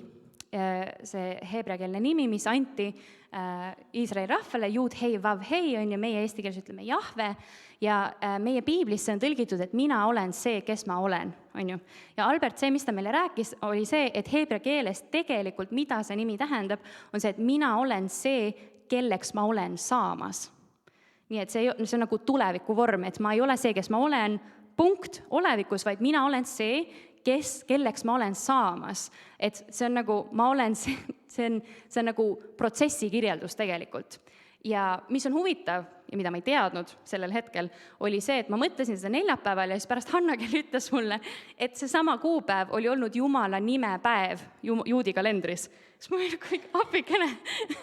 Tasub tähele panna selliseid väikesi kokkulangevusi, sest et meie ka siin räägime juudi kalendrist ja neil on täiesti mõnikord otsesed ülekanded sellele, mis parajasti vaimus on toimumas, nii et see on oluline. Aga mis selle mõtte juures on oluline, on see, et ma usun, et Jumal ütleb meile, et me oleme tema näo järgi loodud, on ju. Nii et kui tema on see, kelleks ta on saamas, siis meie oleme ka need, kelleks me oleme saamas. Ja mis on hämmastav kogu selle asja juures on see, et Jumal on meile andnud vaba tahte, et meie otsust me saame ise valida, kuhu suunas see protsess hakkab liikuma. See on täiesti see, minu lihtsalt aju plahvatas selle peale, kui ma mõtlesin, et kõige väeline Jumal, kes oleks võinud lihtsalt luua kõik hästi ja väga hästi, täpselt nagu kogu loodu on loodud hästi, kuigi me usume, et loodu on ka alistatud kaduvusele, ja me tegelikult ei ole näinud, milleks loodu tegelikult võimeline on, sest et see kõik on alles protsessis, aga see point, et meie see vaba tahte otsus on osaline selles, kelleks me oleme saamas. See on väga oluline ja just sellepärast, et ma tulen tagasi selle armastuse ärkamise teema juurde, sellepärast, et me saame otsustada, kuhu me laseme oma südamel kiinduda. Me saame otsustada, et kui miski meie südant liigutab, siis mis me sellega teeme? Kas me oma mõistusega ütleme, et me paneme selle sinna kategooriasse, me nullime selle ära, me arvame, et me teame, mis see on, või me otsustame, et oi, miski liigutas mu südant, ma lasen sellel olla. Ma otsustan, et ma jätan selle ellu. Nii et need väikesed südameotsused, need on ka need asjad, mitte suured välised asjad, aga väikesed südameotsused on need, mis saavad väga määravaks. Ja ma loen teile korraks veel sellest Johannese 17. peatükist Jeesuse sõnad pühitsemise kohta ja minu arust see on nii sügav, 17:15-19. Ma ei palu, et sa võtaksid nad ära maailmast, vaid et sa hoiaksid neid kurja eest. Nemad ei ole maailmast, nii nagu minagi ei ole maailmast. Pühitse neid tões, sinu sõna on tõde. Nii nagu sina läkitasid minu maailma, läkitan ka mina nemad maailma. Ja ma pühitsen ennast nende eest, et ka nemad oleksid pühitsetud tões. Nii et Jeesus siin ise ütleb, et ta kõigepealt on ennast juba pühitsenud selleks, et meie tema läbi oleksime pühitsetud, aga siis ta palub isa, et pühitse sina neid tões ja see tõde, mis teeb meid vabaks, see tuleb Jumala sõnast. Nii et see kõik, kuna Jumala sõna ongi Jeesus ja see armastuse suhe, mis meil temaga on, mis meil on tema sõnaga, mis meil on tema ligioluga, see on see, mis meid teeb Jumala sarnaseks, mis meid selles pühitsusprotsessis viib tema poole ja mitte temast eemale, siis ma tahtsin teile lihtsalt jagada mõned mõtted sellest ja selles mõttes ma ei anna siin valemeid, ma ei ütle, et nii on ainuõige tee, aga ma saan teile jagada neid asju, mida Jumal minu elus on mulle õpetanud selle armastuse suhte kohta ja kuidas sa ärkad oma armastusele Jumalas, kuidas sa kasvad selles.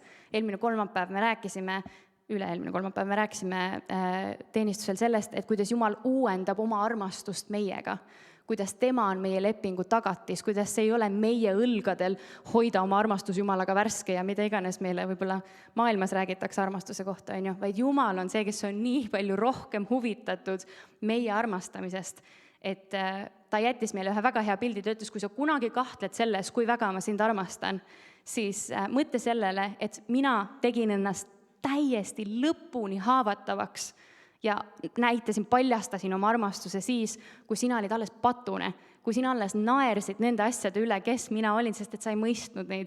Juba siis mina andsin ennast üleni. Kui palju enam nüüd, kui sa oled näinud, kes ma olen, kui sa oled tulnud minu juurde, kui sa otsid aktiivselt seda, et meie armastus võiks kasvada. Nii et see on Jumala süda, see on Jumala tahe meie jaoks.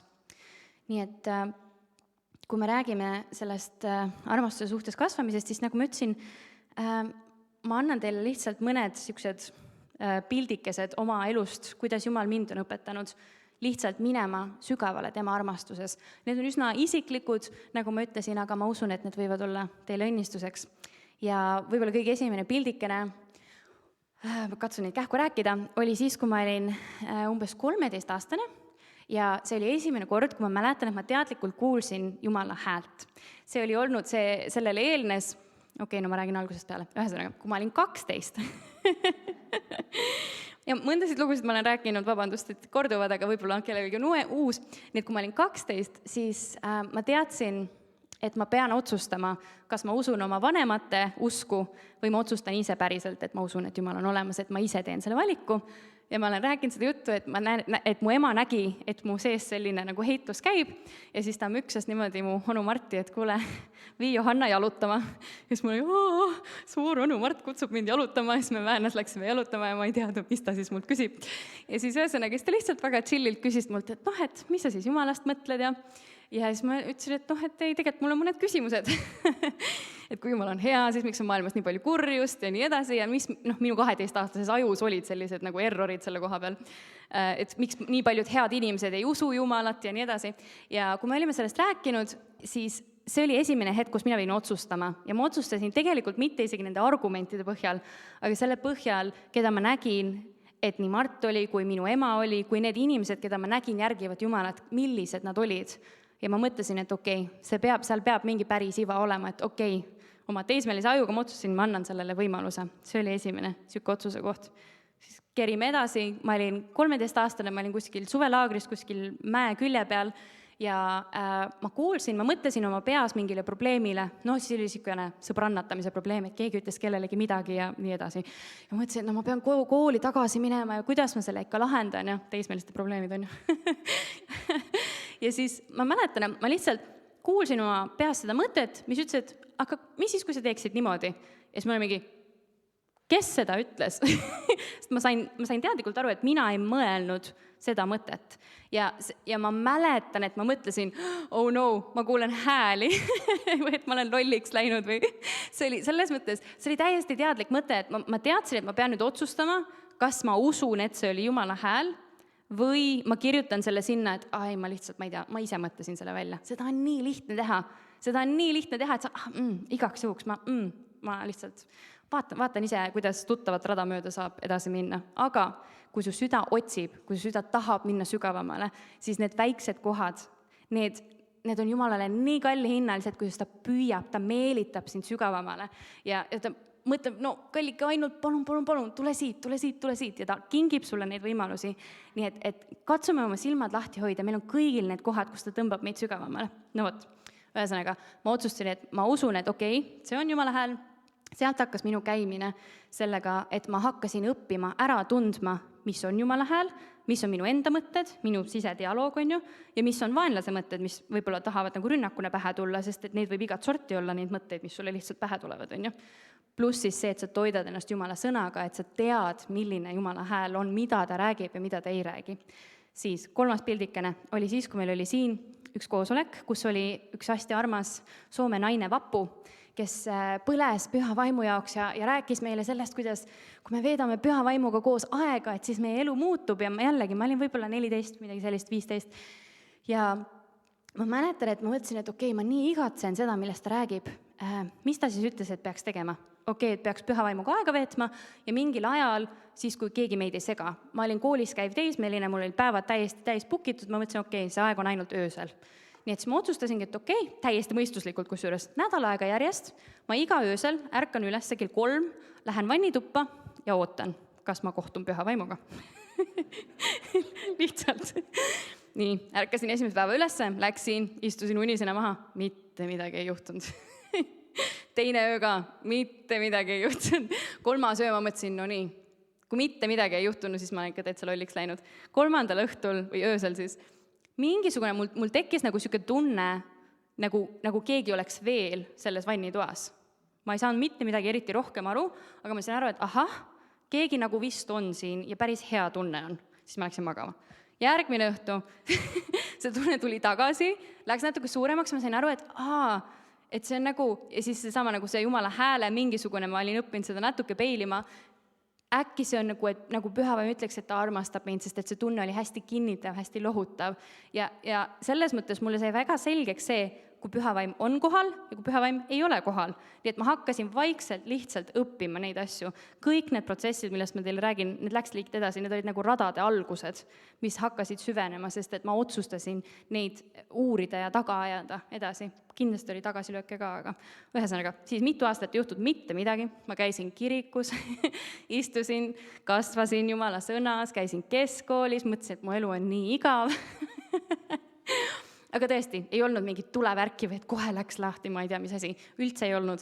Aga mulle meeldis õppida Jumala sõna. Ma mäletan, et ma konspekteerisin ja mulle tundus, et nagu ma saan pihta sellele, mida räägitakse. Ja ma lihtsalt täitsin ennast, käisin koguduses ja nii. Ja siis peale keskkooli, tähendab, see oli akadeemia, see oli siis ülikooli esimesel kursusel, siis juhtus nii, et Jumal järsku ütles mulle, et ma viin sind ära ja siis poole aasta pärast tuli välja, et ta viib mind Hispaaniasse ja selle ajajärgu nimi minu jaoks, minu elus, nüüd kui ma tagasi vaatan, oli tegelikult see, kus minu armastuse suhe Jumalaga tõeliselt sai alguse, sellepärast et ta viis mind keskkonda, kus mul ei olnud mitte midagi muud ümber, mul ei olnud kirikut, mul ei olnud perekonda, mul ei olnud noortekat, mul ei olnud ülistusõhtuid, mul ei olnud mitte midagi. Mul oli mägionn ja piibel, see oli kõik. ja Jumala ligiolu. Aga teate, kui magus, kui armas, no päriselt, minu teadmised oli see, et emme ütles, et ma peaks iga päev vaikselt aega võtma. Põhimõtteliselt, ega ma väga palju rohkem ei teadnud, välja arvatud need kogemused, mis ma olin saanud. Ja ma mõtlesin, et okei, ma siis hakkan vaikselt aega võtma, mida see tähendab. Ja ma lihtsalt annan teile väikesed killukesed, kuidas Jumal mind lähemale tõi. Kuna mul ei olnud tol ajal isegi, mul ei olnud mingi playereid või asju, võib-olla natuke muusikat oli, aga mul ei olnud interneti seal ka, kohutav on ju, kinni kuskil, kus ei olnud interneti. Siis ma mäletan, mul tulid, ma ei tea, kas Jumala vaim juhtis või tuli meelde midagi, aga ühesõnaga üks asi, mis mul tuli meelde, oli see, et see, kuidas me Jumala jaoks aega võtame, see viis, see väga palju määrab seda, milline see aja kvaliteet on. Kui ma võtan aega viimase asjana enne magama minekut ja loen ühe salmikese, mida ma pärast ei mäleta, kui see on kõik, mida sa suudad teha, see on väga hea, ära jätta tegemata. Aga kui sul on võimalik, siis ma mäletan, et ma võtsin sellise lõunase aja, või vahet pole millal see oli, aga üks asi, mida Jumal mulle õpetas just selle sama ülistuse kaudu ja mäletad, mul ei olnud võimalik aktiivselt käia koosolekul, mul ei olnud kedagi, kes teeks ülistust. Nii et üks asi, mida Jumal mulle õpetas, ma usun, et see on see, millest Paulus räägib, et laulge Jumalale oma südames laule. Ja ma olin niimoodi, et ma läksin Jumala ette, ma olin lihtsalt põlvili, sest et mulle tundus, et põlvili on parem Jumala ette minna, kui lihtsalt seistes või istudes. Ja ma lihtsalt olin seal toas ja ma ütlesin, et mul tuli meelde esimene ülistuslugu, mis mul tuli meelde, oli Sinu ligiolus. Ja siis ma lihtsalt olin seal ja ütlesin Jumalale oma südames, mitte häälega, oma südames. Ma ütlesin, et Jumal, Sinu ligiolus, kõik muu saab tühiseks. Sinu ligiolus vaid. Sinu ligiolus, kõik muu saab väikeseks. Sinu ligiolus vaid. Apikene, ma oleks nagu ülistuskoosolekul olnud. Jumala vaim tuli, no täiesti. Sul ei ole vaja midagi rohkem teha. Ja miks ma neid väikesi, täiesti praktilisi asju teile annan, on see, et otsige, vaadake, kuhu Jumal teid juhib. Ja see oma südames talle ülistamine, see on nii võimas relv. Teate, see on see koht, kus sul mõistus on erroris, sul on emotsioonid on ribadeks ja sa võib-olla saad šokiseisundis. Ja ma tean, et ma võin sinna kohta, ma võin alati tagasi minna ja ma saan elu. Kraanid on lahti. See on mu eesõigus Jumala lapsena, ma võin alati issi trooni ette minna, alati, ja ta mitte kunagi ei löö mulle ust näkku kinni, mitte kunagi ta ei jäta mind kuivale, mitte kunagi ta ei ütle, et mind ei ole kodus, sest et sa tuled ja siis tema tuleb ka. Nii et see oli üks asi, mida ta mulle näitas. Siis ma oskasin paluda ainult seda, et Jumal lihtsalt, ma ei saa piiblist aru, aga palun tee nii, et ma saaksin süüa siit, mida ma loen. Lihtsalt toida mind oma sõnaga.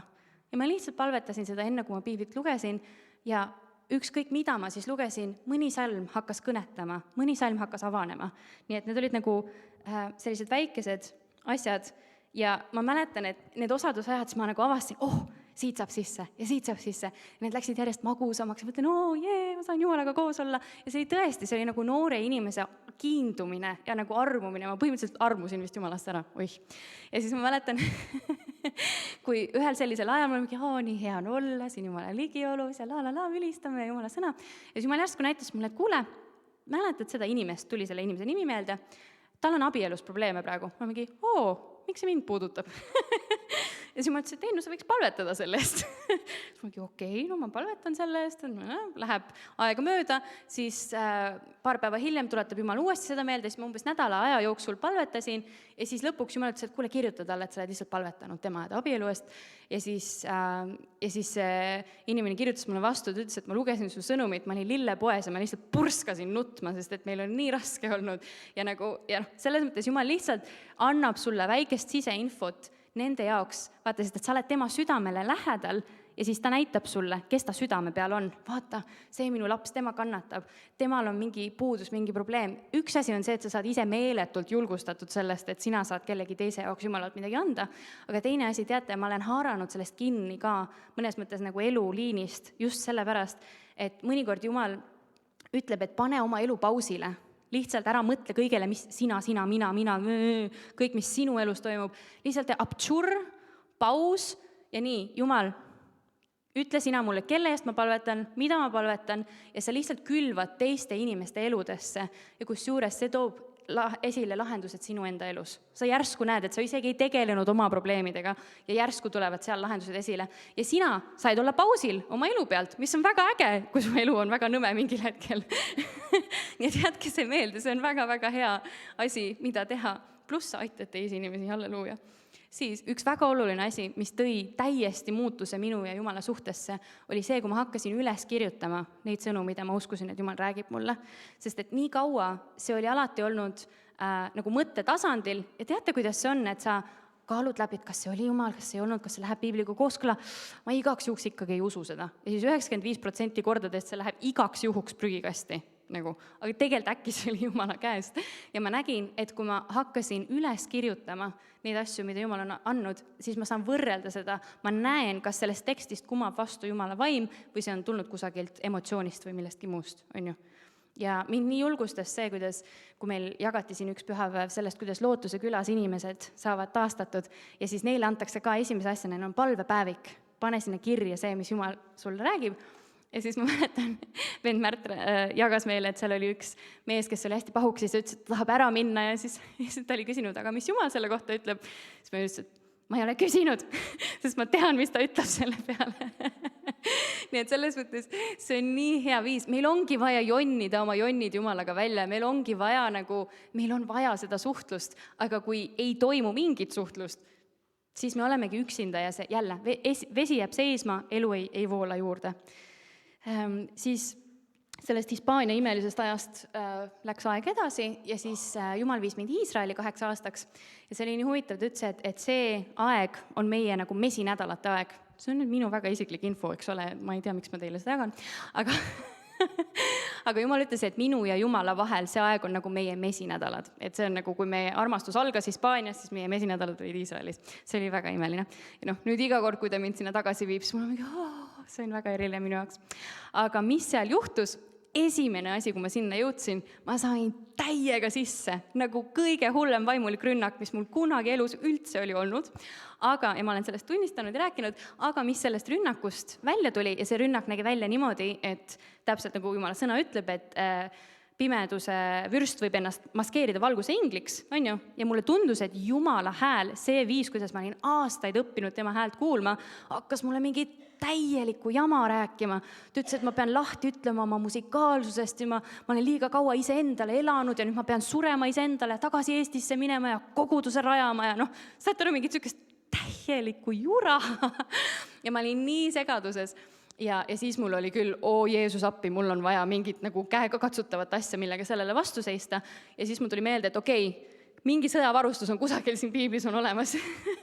Ja see oli see koht, kus sellest kõige suuremast, kõige segadusse ajamast, kõige valusamast rünnakust mu elus sai niivõrd sügav ja magusa osaduse algus, sest ma võtsin selle sõjarüü nimekirja, ma ütlesin, Jumal, pane see mu sisse, tee see elavaks, mul on vaja seda, et siin ellu jääda. Ja siis Jumal tegi seda ja ma olen saanud sellest jagada ja see on teisi õnnistanud, aga mind ennast see jätkuvalt, see elustab, see, kuidas ma iga päev saan teada, et Jumal on mind õigeks teinud, ma ei löö ennast risti, ta on mind hukkamõistust välja toonud, ma usun, et ma olen õige, ma usun, et ta juhib mind, apikene, need samad asjad kasvasid välja tegelikult sellest, et ma lubasin Jumalale ennast viia kuhugi, kust ma tegelikult sain täiega sisse. Nii et seda ma tahan teile ka jätta selle mõtte, et Jumal tõesti pöörab heaks kõik asjad, ka need asjad, mida vaenlane on mõelnud sinu hävituseks, Jumal pöörab kõik asjad meie heaks, kui me ainult püsime tema armastuse suhte sees. Nii et ainult 2 viimast väikest asja veel.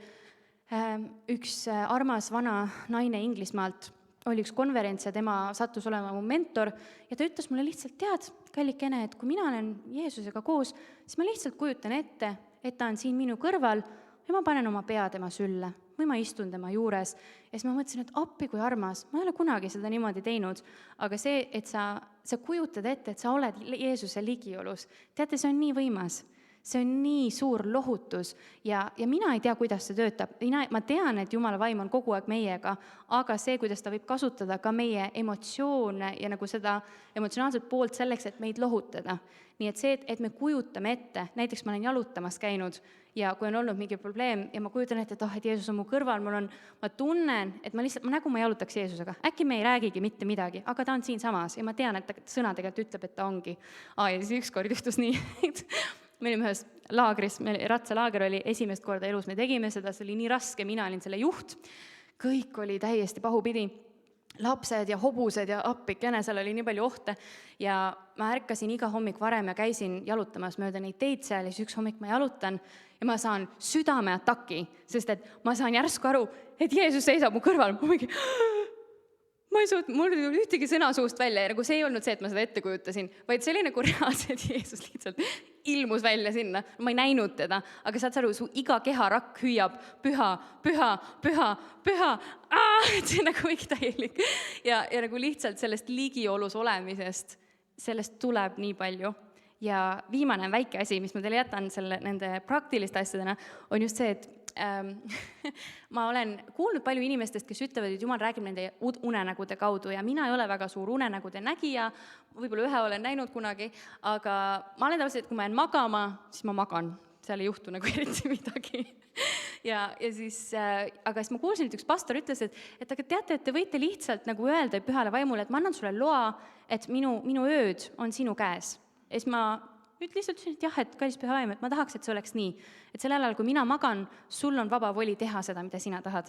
Ja siis ma nüüd hiljuti käisin ühe oma sõbrannaga, me ööbisime hotellis samas toas, ja siis järgmine hommik ütles mulle, et kuule, kas sa tead, et sa palvetasid öösel keeltes või? Ma mingi, ei, mul ei olnud sellest mingit mälestust, ma isegi ei tea, mis seal toimus, aga minu ja Jumala vahel toimus midagi. Nii et see on jälle üks viis, kuidas anda talle ruumi oma elus. Ja üks hästi praktiline asi veel. Mina ei ole nüüd üle 10 aasta mitte kunagi äratuskella kasutanud.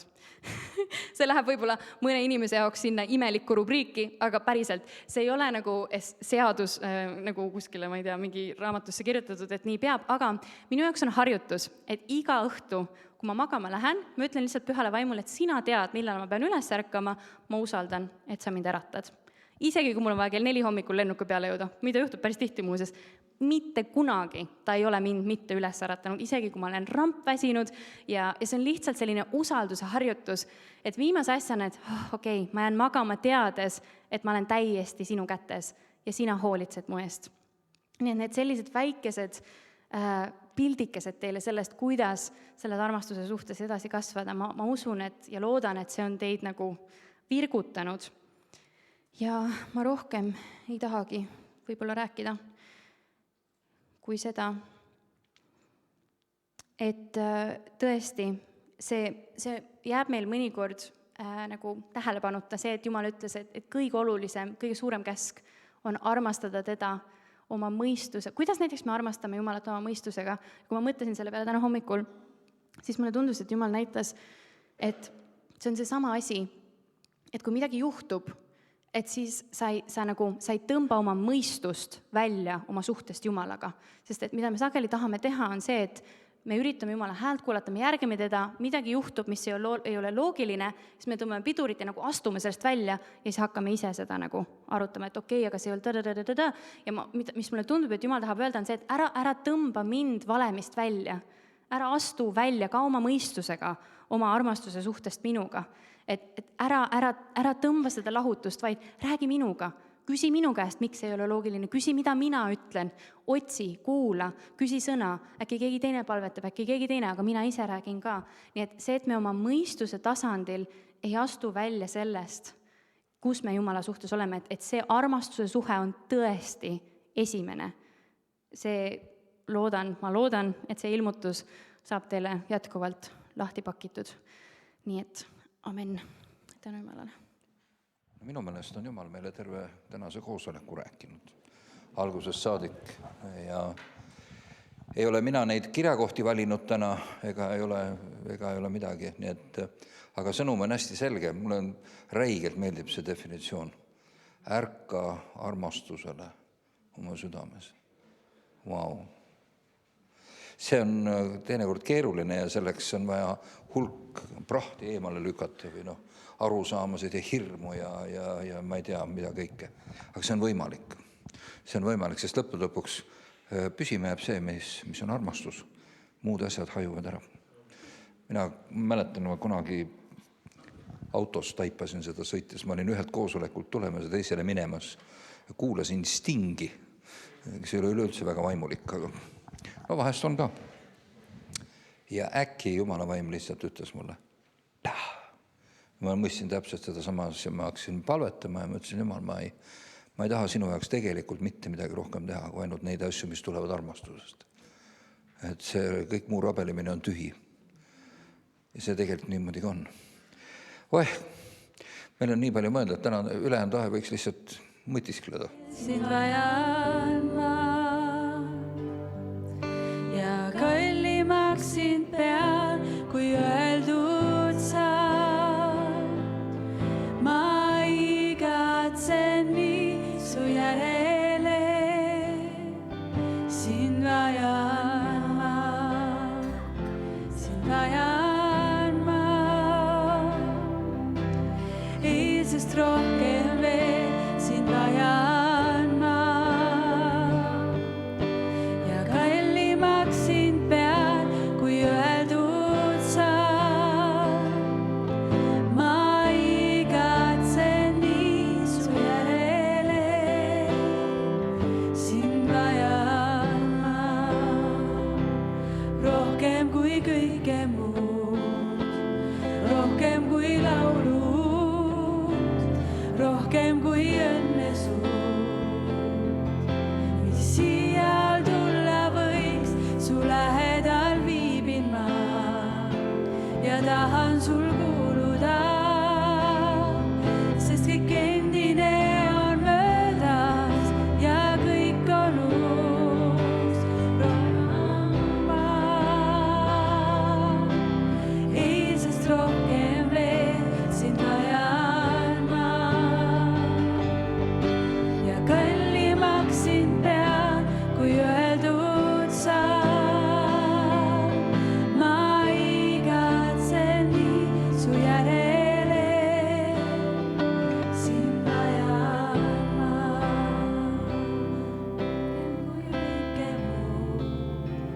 rohkem kui laulud, rohkem kui õnne suud, mis siia tulla võiks, su lähedal viibin ma ja tahan sul kuuluda, sest kõik endine on möödas ja kõik on uus. Sind vajan ma Eesest rohkem veel, sind vajan ma ja kallimaks sind pean, kui öeldud saad.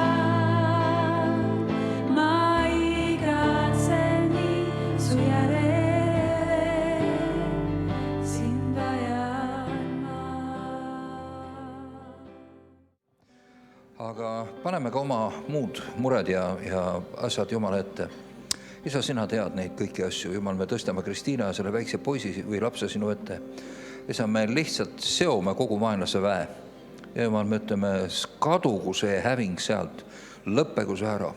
Ja isa, me ütleme, et tõsta üles see poiss või väike laps, ma ei tea, kas ta on poiss. Aga isa, me palume, et see laps võiks saada terveks Jeesuse nimel. Et ta võiks lihtsalt terveneda arstide imestavate pilkude all ja issand, et võidmine terveks saamiseks võiks olla tema peal. Issand, ma tänan, et sa oled võimeline tegema kõike. Ei ole asja, mida sa ei ole võimeline tegema. Ja sellepärast, isa, me paneme kõik oma mured ja oma igatsused ja oma kitsaskohad sinu kätte. Isa, ma tänan, et sa annad meile läbimurdeid ja imelisi lahendusi, sest me oleme sinu rahvas. Me oleme imede rahvas, Jumal, me oleme Jumala oma rahvas. Issand, ma tänan, et Jeesuse vere läbi on meil ligipääs lepingutele ja tõotustele, mis on antud Jumala rahvale. Au ja ülistuse tänu olgu sulle. Amen, amen, amen, amen. Amen, me seome vaenlase tahte ja kuulutame välja Jumala tahte nendes asjades, kõigis asjades ja olge ka julged ütlema seda oma elus eriolukordades. Lihtsalt sellepärast, et see on meie sõnad, meie ütlemised tähendavad väga palju. Amen, kiitus Jumalale. Issand, õnnistagu teid ja hoidku teid. Issand, lasku oma pale paista teie peale, olgu teile armuline. Issand, tõstku oma pale teie üle ja andku teile oma rahu Jeesuse nimel. Amen, olge õnnistatud. Amen. No nii, järgmine pühapäev siis näeme siin vist juba Mark Altrichi ja meil saab olema erakordselt hea aeg ka siis. Ja nädala lõpus on siis see konverents ja olge õnnistatud ja olgu Jumala ligiolu teid saatmas läbi terve nädala. Amen.